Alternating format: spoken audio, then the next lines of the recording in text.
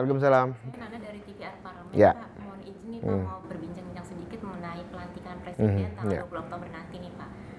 Saya mau nanya nih Pak, persiapan apa aja sih Pak yang sudah dilakukan di DPR ini untuk pelantikan Presiden nanti? Ya, ada 3 persiapan ya. Persiapan teknis menyangkut manual acara dan undangan serta siapa saja yang terlibat. Ini melibatkan banyak lembaga. MPR sebagai pimpinan pelaksananya, kemudian DPR, DPD, dan tentu saja lembaga-lembaga di pemerintahan, Kementerian Luar Negeri, kemudian karena tamu-tamu undangan dari berbagai negara, kemudian keamanan, kepolisian, TNI, lalu Kepala Sekretariat Presiden, yang ini terus secara teknis yang harus dipersiapkan secara matang. Yang kedua, persiapan secara konsep dalam artian bahwa presiden ini dipilih oleh masyarakat, rakyat secara langsung, yang artinya ketika presiden dilantik, bagaimana rakyat bisa menikmati, menyambut dengan penuh gegap gempita. Dan tentu kita juga menyarankan kepada masyarakat untuk nonton bersama di televisi, siaran langsung di berbagai media.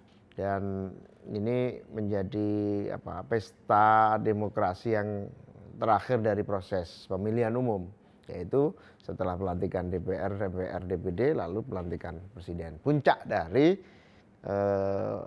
kompetisi pemilu, kompetisi pilpres yang berakhir dengan damai, aman, happy, semua menyambut dengan riang gembira. Itu konsep yang akan kita harapkan dorong bisa tumbuh menjadi kesuksesnya acara pelantikan ini. Yang ketiga, kita berharap tekad bersama setelah pelantikan ini adalah mensukseskan pembangunan nasional yang melibatkan semua pihak yang hadir, baik itu lembaga-lembaga negara, pemerintahan, kekuatan sosial, kemasyarakatan yang diundang semuanya.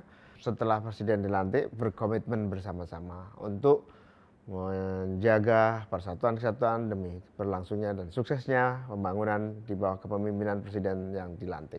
Berarti sudah cukup maksimal nih ya Pak, Ya, persiapan dari DPR sendiri. betul. Berikutnya, apa harapan Bapak terhadap Presiden terpilih Jokowi dan Ma'ruf Amin? Ya, kita berharap masyarakat semua bisa mengikuti, mengapresiasi, ikut bahagia, menyambut dengan penuh semangat dan riang gembira untuk era kepemimpinan yang 2019-2024. Oke Pak, tadi saya sudah menanyakan persiapan dan harapan. Lalu saya mau menanyakan nih Pak terkait tugas dan fungsi DPR sendiri, khususnya di bidang legislasi, pengawasan dan anggaran, itu kerjasamanya seperti apa Pak dengan presiden yang akan datang? Ya, presiden tentu punya semacam janji pemilu ya, janji pemilu, program-program yang harus dijalankan melalui pembangunan nasional. Yang pertama, peningkatan kualitas sumber daya manusia, yang itu juga bagian dari kelanjutan setelah dasar-dasar infrastruktur dibuat. Sambil melanjutkan infrastruktur, dikonsentrasi pembangunan sumber daya manusia ini menjadi bagian komitmen 5 tahun yang akan datang. Nah, dalam konteks ini DPR akan terus bersinergi, berkoordinasi, terutama mensukseskan dari bidang legislasinya, undang-undangnya, dalam bidang persiapan anggaran yang tersedia untuk program-program pemerintah terutama SDM.